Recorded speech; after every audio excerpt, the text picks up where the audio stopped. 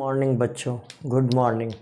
तब बहुत दिनों के बाद हम लोग मिल रहे हैं ना, बहुत दिनों के बाद हम लोग मिल रहे हैं, फिर से अपना लाइव सेशन शुरू कर रहे हैं बेटा। इस बार का जो प्रॉमिस है कि हम पूरा का पूरा नीट 2022 तक आपको पूरा का पूरा केमिस्ट्री पढ़ा देंगे और पूरा का पूरा फिजिक्स भी और पूरा का पूरा बायोलॉजी भी 100% कंप्लीट कर देंगे।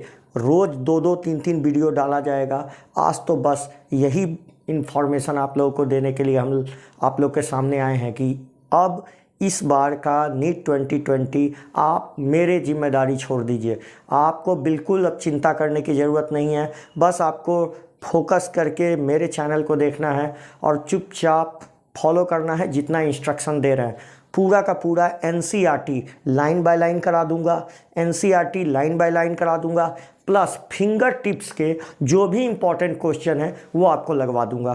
ठीक है, इससे आपका नीट में आप लोग अच्छा स्कोर कर पाइएगा। इतना प्रॉमिस रहा कि इतना हम आप लोगों के लिए ज़रूर कर देंगे। देखिए, कुछ बातें आप लोगों को तो सबको पता है, सब लोग नीट भर ही दिया है, मगर फिर भी देख लेते हैं क्या इन्फॉर्मेशन हम देने जा रहे हैं।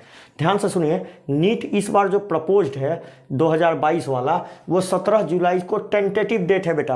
हो भी सकता है, नहीं भी हो सकता है। कोई गारंटी नहीं है कि 17 को हो ही जाएगा। ये टेंटेटिव डेट है, मान के चलिए कि हो भी सकता है, नहीं भी हो सकता। हो गया तो बहुत अच्छा, नहीं हुआ तो एक आध महीना सितंबर के फर्स्ट वीक तक ही एक्सटेंड या अगस्त के लास्ट वीक तक एक्सटेंड करेगा। यदि करेगा तो, नहीं करेगा तो 17 जुलाई मान के चलिए। ठीक है, हम जो कह रहे हैं 17 जुलाई मान के चलिए। हम कह रहे हैं कि हम आप लोगों का सिलेबस 15 जुलाई तक कंप्लीट कर देंगे। किसी भी हाल में हम अपना सिलेबस 15 जुलाई तक कंप्लीट कर देंगे। 15 जुलाई तक हम अपने सिलेबस को कंप्लीट कर देंगे, 100% कंप्लीट कर देंगे। दूसरी बात, इस बार के एग्ज़ाम में पता चला है हमको कि 22 लाख 20 लाख के करीब कैंडिडेट भरे हैं। सोच लीजिए, कुछ यूट्यूब टीचर भी भरे हैं। आपको पता है, एक गरिमा करके एक टीचर है, वो भी भरी है बेचारी। ठीक है, अभी यूट्यूब स्टार बायोलॉजी टीचर वो भी भर दी है। हाँ, कौन ठीक, बेचारी का नहीं हुआ होगा बायोलॉजी में तो पढ़ाने लगी होगी, अब भर दी है, कौन ठीक हो जाए, भगवान करे उसका हो भी जाए। ठीक है, 20 लाख कैंडिडेट इस बार फॉर्म फिलअप किया है। ठीक है, ना जाने कितने आप लोग जिसको स्टार टीचर मानते हैं ना, वो लोग भी भर के बैठे हैं। कोई यहाँ PhD आपको पढ़ाने नहीं जा रहा हमको छोड़ के। आप लोग तो समझते ही नहीं। आप लोग को तो वही कैंडिडेट अच्छा लगता है जो, ठीक है, कोई बात नहीं। ध्यान से सुनिए, आप कहाँ हो इस एग्ज़ाम में? 20 लाख कैंडिडेट में सोचिए कितने टीचर तक भरे हैं, उसमें आप कहाँ एग्जिस्ट करते हो? आप अपना पोजीशन क्लियरिफाई करो, आप कहाँ हो? आप क्या 200 से 300 वाले मार्क्स में हो? यदि आप टेस्ट तो देते ही होगे किसी ना किसी इंस्टीट्यूट का, आप किस मार्क्स में आ रहे हो? 200 से 300 मार्क्स, 300 से 400 मार्क्स। तो समझ लीजिए, यदि आप लगातार कांस्टेंट इतना मार्क्स मेंटेन कर रहे हो, कांस्टेंट इतना मार्क्स आपको आ रहे हैं, लगातार इतना ही मार्क्स आ रहे हैं, कोई भी एग्जाम दे रहे हो 200 से 300, 300 से 400, तो बाबू आपका इस बार नहीं होने जा रहा। क्लियरली सुन ले कान खोल के, आपका इस बार नहीं होने जा रहा। आपको अपने फंडामेंटल फिर क्लियर करने होंगे।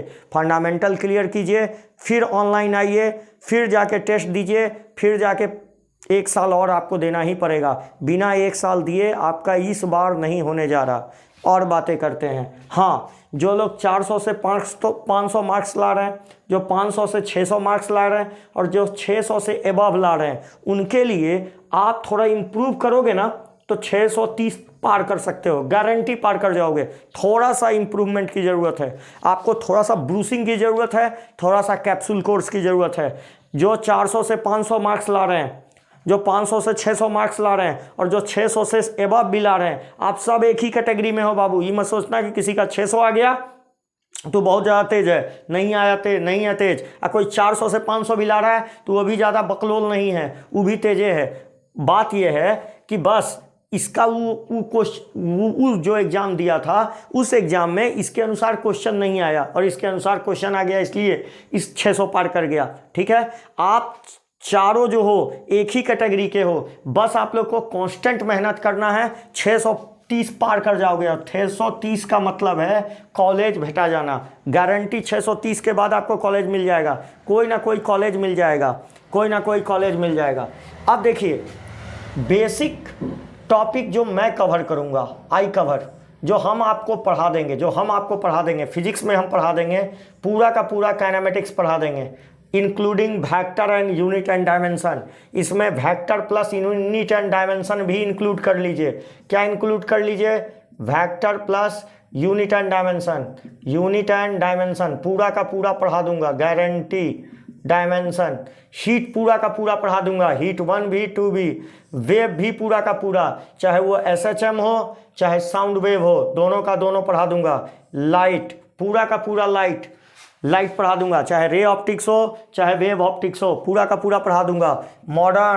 मॉडर्न में ही सेमीकंडक्टर भी पढ़ा दूंगा आपको, ठीक है। इलेक्ट्रोस्टैटिक्स 1 और इलेक्ट्रोस्टैटिक्स 2 दोनों पढ़ा दूंगा।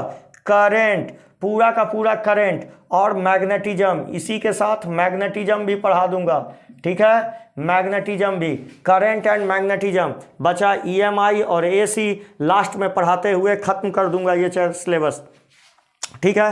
न्यूमेरिकल्स पर ज़्यादा फोकस करेंगे और वही न्यूमेरिकल्स पढ़ेंगे जो क्वेश्चन आएंगे, गारंटी। मेरे सेशन को आपने कर लिया तो आप ये श्योर रहिए कि 140 प्लस मार्क्स स्कोर करने जा रहे हैं फिजिक्स में। आते हैं बायो की बात कर लेते हैं, बायो और केमिस्ट्री की बात कर लेते हैं, ठीक है। बायो और केमिस्ट्री की बात कर लेते हैं, एक सेकेंड बोर्ड इरेज कर लूँ। तो बायोलॉजी और केमिस्ट्री में मैं क्या करूँगा ये बता रहा हूँ। पहले ये देखो, सबसे पहले हम केमिस्ट्री देख लेते हैं।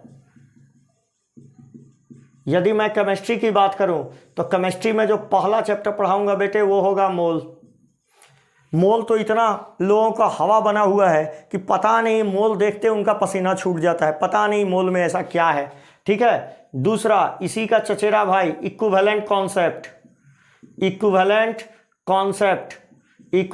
कॉन्सेप्ट, जिसको ऑक्सीडेशन और रिडक्शन नाम से भी जानते हो, रेडॉक्स रिएक्शन के नाम से भी आप जानते हो, मोल 2 के भी नाम से जानते हो, बहुत सारा नाम लोग टीचर लोग लिखता है। रेडॉक्स पढ़ा दिया जाएगा, दोनों साथ साथ ही पढ़ाया जाएगा, ठीक है। कल ही इसका वीडियो अपलोड करूंगा बेटा, ठीक है। थर्ड जो पढ़ाऊंगा बेटे वो होगा क्या? Atomic structure. उसके बाद चौथा जो चैप्टर पढ़ाऊंगा उसका